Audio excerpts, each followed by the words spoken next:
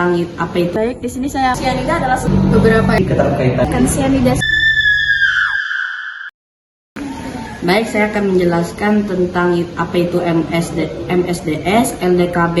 MSDS yaitu sebuah material safety dataset atau biasa disebut di Indonesia yaitu lembar data keselamatan bahan, yaitu dokumen yang berisi informasi mengenai potensi bahaya, kesehatan kebakaran, reaktivitas dan lingkungan, dan cara bekerja yang aman dengan produk kimia.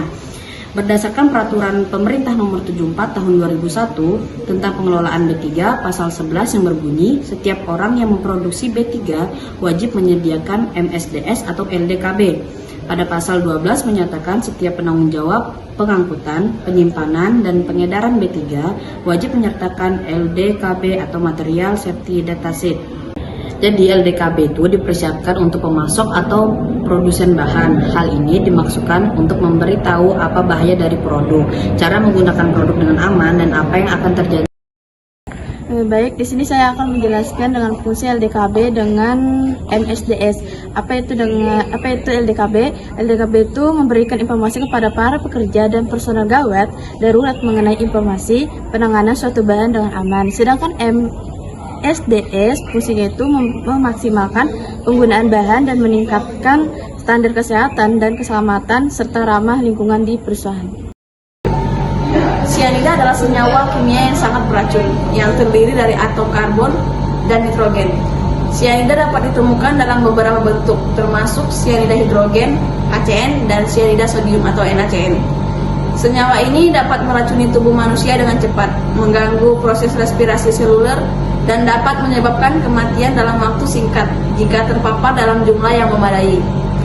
Sianida juga digunakan dalam industri, misalnya dalam produksi logam dan pestisida. Tetapi penggunaannya sangat diatur karena potensinya sangat berbahaya. Beberapa efek samping sianida yang mungkin terjadi termasuk yang pertama ada gangguan pernapasan. Sianida mengganggu kemampuan sel-sel tubuh untuk menggunakan oksigen yang dapat mengakibatkan kesulitan bernapas, sesak napas, dan akhirnya kegagalan bernapas. Yang kedua, ada pusing dan pingsan. Paparan sianida dapat menyebabkan pusing, pingsan, atau kehilangan kesadaran. Yang ketiga, ada nyeri perut dan mual. Penderita sianida sering mengalami nyeri perut hebat, mual, dan muntah. Yang keempat, kulit pucat dan berkeringat.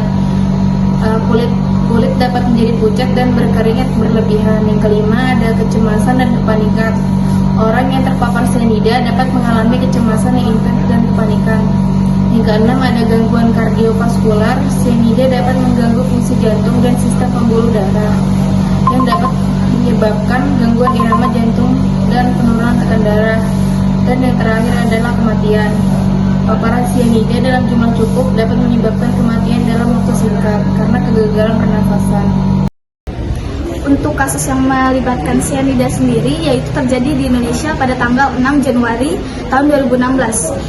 Untuk kronologinya sendiri yaitu terdapat dua perempuan yang sedang berbicara santai di sebuah kafe. Lalu kemudian mereka memesan sebuah kopi di mana kopi ini diminum oleh salah satu orang yaitu Mirna yang disajikan oleh pelayan tersebut dan dipesan oleh Jessica yaitu temannya Mirna sendiri. Namun setelah meminum kopi tersebut, Mirna langsung saja merasakan efek sakit perut dan tiba-tiba kehilangan nyawanya. Setelah dilakukan penelitian oleh ahli forensik dan ahli toksikologi, ternyata di sebuah kopi tersebut terdapat kandungan sianida yang sangat melebihi batas penggunaannya, dan juga dalam lambung yang ada di perutnya Mirna itu terdapat efek korosivitas, di mana ini merupakan salah satu efek dari penggunaan sianida yang berlebih. Seperti yang dijelaskan sebelumnya, sianida juga dapat menyebabkan kematian dan juga bersifat korosif. Maka dari itu, Mirna setelah meminum kopi tersebut dan setelah beberapa saat, Mirna langsung kehilangan nyawanya. Untuk pelakunya sendiri itu yaitu untuk Jessica.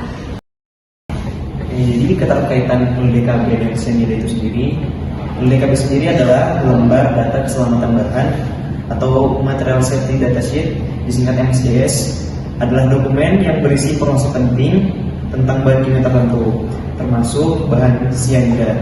Keterkaitannya antara MSDS dan cyanida antara lain yaitu pertama, informasi identifikasi. MSDS akan mencantumkan informasi identifikasi lengkap tentang cyanida termasuk nama kimia, formula kimia, nomor CAS atau Chemical Abstract Service, dan penampilan fisik lainnya. Hal ini penting untuk mengenali bahan kimia dengan tepat. Yang kedua, sifat fisik dan kimia. MSDS akan memberikan informasi tentang sifat fisik dan kimia dari cyanida, seperti titik didih, titik leleh, kepadatan, dan stabilitas kimianya.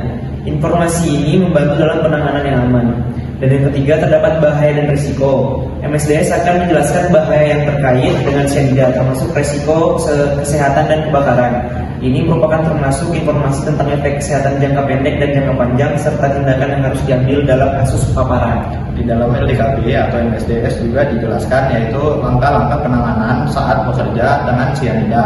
Lalu di LDKB juga dijelaskan tentang tindakan pertolongan pertama apabila bekerja dengan cyanida yang harus diambil dalam kasus paparan atau insiden yang terkait dengan cyanida. Terus LDKB juga menjelaskan pemadaman api dan tindakan darurat. Jadi informasi tentang cara memadamkan kebakaran yang melibatkan cyanida dan tindakan darurat lainnya juga akan terdapat dalam MSDS atau LDKB. Kesimpulannya, MSDS sangat penting untuk keselamatan dan kesehatan pekerja yang berurusan dengan bahan yang berupa cyanida. Penggunaannya yang tepat dapat membantu mengurangi resiko paparan dan insiden yang akan terjadi ke depannya. Jadi saat bekerja dengan cyanida atau bahan kimia lainnya, selalu pastikan merujuk atau mengikuti LDKB maupun MSDS yang